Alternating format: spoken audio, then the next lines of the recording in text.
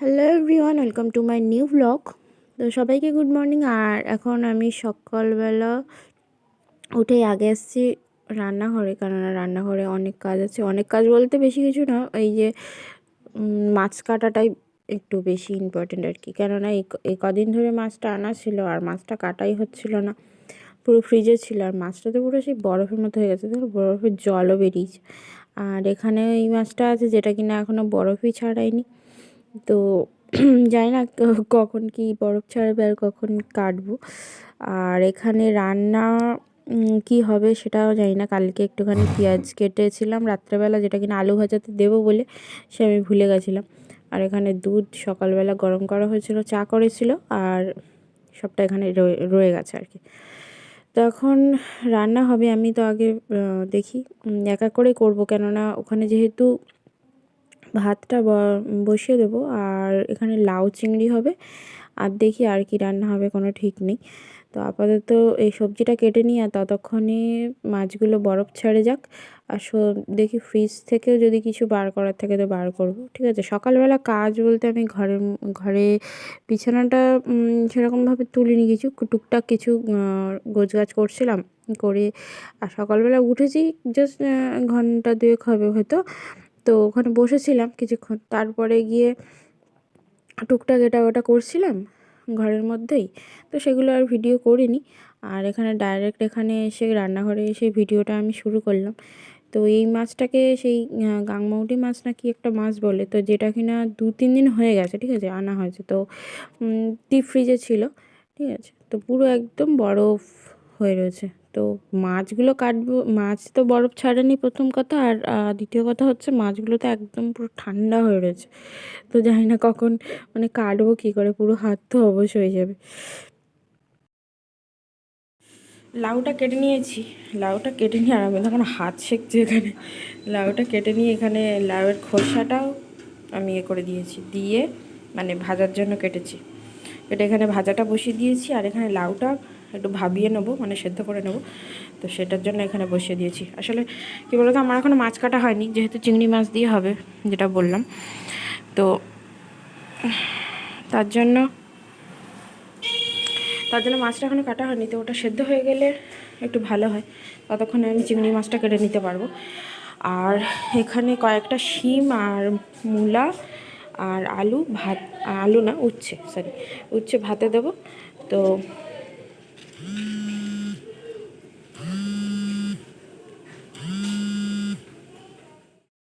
আমার এখানে রান্না মোটামুটি কয়েকটা দেখা হয়ে গেছে। এখানে হচ্ছে লাউ আর লাউয়ের খোসা আর আলু যেটা ভাজা করবো বলছিলাম সেটা হয়ে গেছে। আর এখানে লাউ চিংড়িটা আমার শাশুড়ির জন্য তুলে রেখেছি, ওটা মানে ঝাল দেওয়া ছাড়া, ঠিক আছে। আর এইখানে আমি পরে ঝাল দিলাম, কাঁচা লঙ্কা কেটে দিয়ে দিয়েছি। তো সেটা জাস্ট একটু নেড়ে চেড়ে নেবো, কেননা সাথে সাথে দিলে তো আর ঝালটা হবে না। গুঁড়ো লঙ্কা দিলে হতো, বাট লাউ চিংড়িতে আর গুঁড়ো লঙ্কাটা দিইনি, কাঁচা লঙ্কাটাই দিলাম। তো লঙ্কাটা একটু ফোড়নে দিলেই ভালো লাগে, কিন্তু আমার শাশুড়ি যেহেতু খায় না, তো সেই জন্য। আর এখানে দেখো মাছ এখনও আমি হাতই দিইনি, মানে কাটিনি, ওইভাবেই আছে। তো আমি তার আগে সবগুলো করে নিলাম, কেননা মাছগুলো এত শক্ত শক্ত হয়ে রয়েছে, মানে কাটতে অনেক প্রবলেম হবে, ঠিক আছে। সেই জন্য আমি বললে সব তরকারি করে নিই। আর উনি তো মাছ খাবে কি খাবে না কোনো ঠিক নেই, সেই জন্য আর তাড়াতাড়ি খেয়ে নেয়। তো সেই জন্য আমি ওইগুলো করে নিয়েছি। আর ভাত তো ওখানে আমি সবে উপর করলাম, ঠিক আছে, করে আর এই তরকারিটা নেড়ে চেড়ে দিয়ে। আর তারপরে যদি কোনো মাছটা আসলে কী বলতো, আমি কয়েকটা আগে 5টা-6টা কেটে দেবো, কেটে মানে ভেজে দেবো। উনি যদি খায় তো খাবে, আর না খায় তো না খাবে। আর ঝাল হবে, মাছটা ঝাল হবে, তো সব মাছটাই করে নেবো। যদি থেকে যায় তো কালকেও খাবে, খেয়ে নেবে, অসুবিধা নেই। কিন্তু বারবার ওই মাছের ঝামেলা নেওয়া যাবে না, ঠিক আছে। তো চলো, আমার লাউ চিংড়িটা প্রায় হয়ে গেছে, একটু জল জল মতো বেরিয়েছিল লাউটা।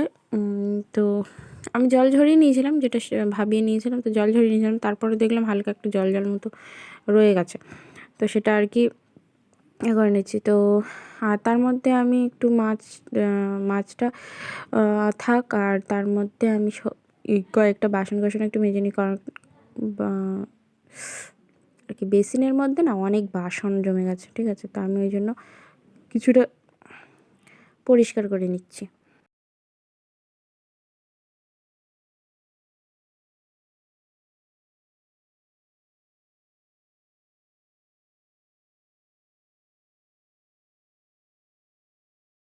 আর তার মধ্যে সব কিছু রান্না কমপ্লিট করার পরে আমার একটা স্পেশাল আইটেম, এটা তোমরা দেখে হয়তো কেউ অনেকটা বুঝতেই পারছো না যে এটা কী, কারণ এটা কালার চেঞ্জ হয়ে গেছে, এটা যে কী জিনিস সেটা বোঝা যাচ্ছে না। তো এটা হচ্ছে আমাদের মা ঠাকুমারা একটু বেশি এটা তৈরি করতো, কেননা এটা ওদেরই হাতের জিনিস। তো আমি সেটাকে একটু জাস্ট ট্রাই করছি। তো কেমন কী লাগবে আমি বলতে পারছি না, কারণ আগে আমি 1-2 বার করেছি, ভালোই লাগে, ঠিক আছে, নিজে হাতে। তো এখানে আমি নিয়ে নিয়েছি খানিকটা বেসন, আর ওই যে পেস্ট মতো যেটা তৈরি করেছি তোমরা দেখছো, ওটাতে হচ্ছে আছে ধনেপাতা, কাঁচা লঙ্কা, সামান্য লবণ, আর অল্প একটু আদা, আর মানে কাঁচা আদা, আর হচ্ছে কাঁচা রসুন 4-5 কোয়া মতো, ঠিক আছে। আর তার মধ্যে এখন আমি দিয়ে দিচ্ছি বেসন। তো তোর মধ্যে ভাবছে ওটা ধনেপাতার বড়া, অবভিয়াসলি নট, ওটা ধনেপাতার বড়া নয়, ওটা হচ্ছে চিংড়ি মাছের যে মাথাগুলি হয়, ঠিক আছে। আমি তো চিংড়ি মাছটা কেটেছি, তো চিংড়ি মাছের যে মাথাগুলো হয় সেইগুলো হচ্ছে আমি পেস্ট করে নিয়েছি ভালো করে, ঠিক আছে, দেন সেটার বড়া করব। তো এটা হচ্ছে খুব একটা মানে খুবই ভালো লাগে খেতে, বাট সবসময় করা হয়ে ওঠে না। আর আমি এখানে দেখো একটু কাঁচা যে পেঁয়াজ তো কুচিয়ে দিয়ে দিয়েছি, আর এখানে কড়াও নিয়ে নিয়েছি, গরম করতে বসিয়ে দিয়েছি। তো এখানে বড়াটাও আমি ছেড়ে দিলাম, ঠিক আছে। তো অনেক কিন্তু টেস্টি হয়। তো এর যদি ফুল রেসিপি চাও তোমরা বলতে পারো, আমি নেক্সট টাইম দিয়ে দেবো ফুল রেসিপি, মানে কীভাবে কী করেছি না করেছি। চিংড়ি মাছটা কিন্তু মাথাটা শুধু দিয়ে দিলেই হয় না, ওটাকে আলাদাভাবে ক্লিন করা লাগে, নইলে একটু বালি বালি মতো লাগে, ঠিক আছে, কচকচ করে, তো মানে কিচকিচ করে, বালিগুলো খাওয়া যায় না, ঠিক আছে। তো পুরোপুরি তোমরা যদি ভিডিওটা চাও তোমরা কমেন্টে লিখতে পারো, তো আমি পুরো রেসিপিটা তোমাদের সাথে শেয়ার করবো নেক্সট টাইম, ওকে। তো চলো বড়াগুলো হয়ে যাক, হয়ে গিয়ে ততক্ষণে দেখি এই কটা আছে, আরও এখনও রয়েছে বাটিতে, তো সেগুলো এখনও অনেকগুলোই হবে, ঠিক আছে, ওইটুকুনি মনে হচ্ছিলো, বাট অনেকগুলোই হবে এটাতে।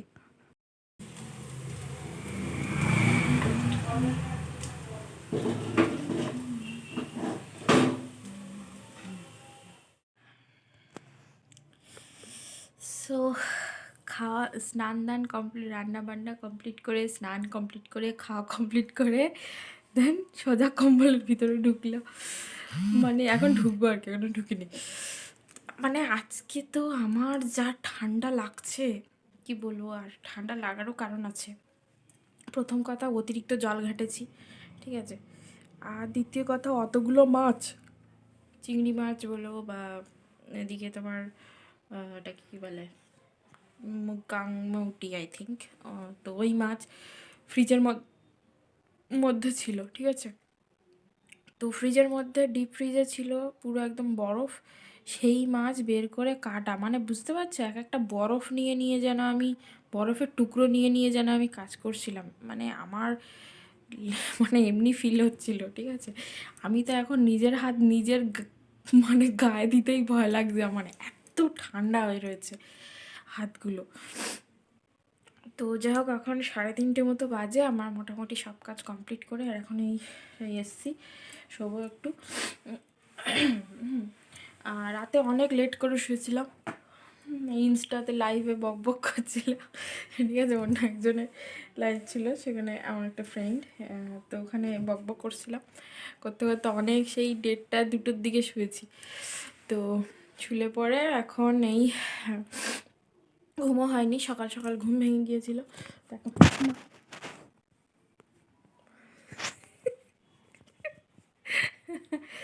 কি ছিরি, ফোন হাত থেকে পড়ে গেল, কি অবস্থা।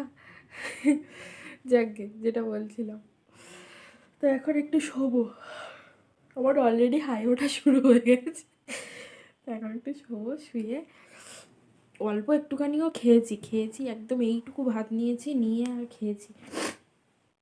আসলে কী বলতো, ঠান্ডার মধ্যে তো খেতেও ইচ্ছা করছে না, এত ঠান্ডা লাগছে আমার, এখন কখন গা হাত পা গরম হবে আমি নিজেই জানি না। এখন চলো শুয়ে পড়ি, আবার বিকেলবেলা তোমাদের সাথে উঠে আবার গল্প করবো, এখন আপাতত কম্বলের ভিতরে ঢুকি। সন্ধেবেলা গিয়েছিল মেলায়, আমি তো যাইনি। আর আমার জন্য একটা রোল এনেছিল, তো রোলটা মানে জাস্ট জঘন্য খেতে, ঠিক আছে। মানে এত খারাপ রোল মনে হয় আমি কোথাও খাইনি। মানে বিচ্ছিরি তো বিচ্ছিরি, মানে যেমন নুনে পোড়া না তেমনি কেমন একটা আঁশটে আঁশটে গন্ধ, ঠিক আছে। তা আমি রোলের মধ্যে এরকম যে আঁশটে গন্ধ হয় আমি জীবনে জানতাম না। তো যাই হোক, এনেছে যখন তো খেয়ে তো নেবো, পুরোটা আর ওয়েস্ট তো করা যাবে না। চলো খেয়ে নিই।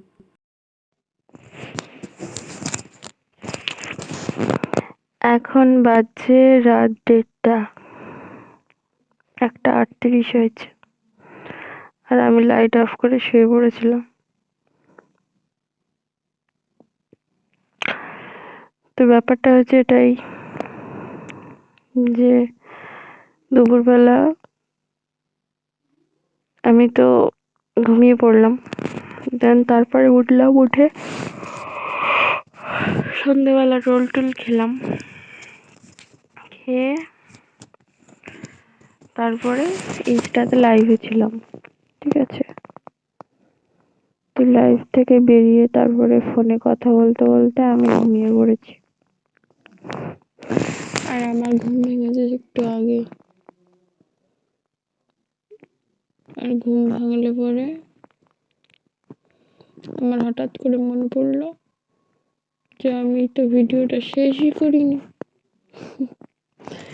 তো ব্যাপারটা হচ্ছে আমাদের এখানে আমার বোরিং বোরিং দিন কাটছে, এই কারণে আমি ভেবেছিলাম আজকে ঘর গোছাবো, বাট হয়নি।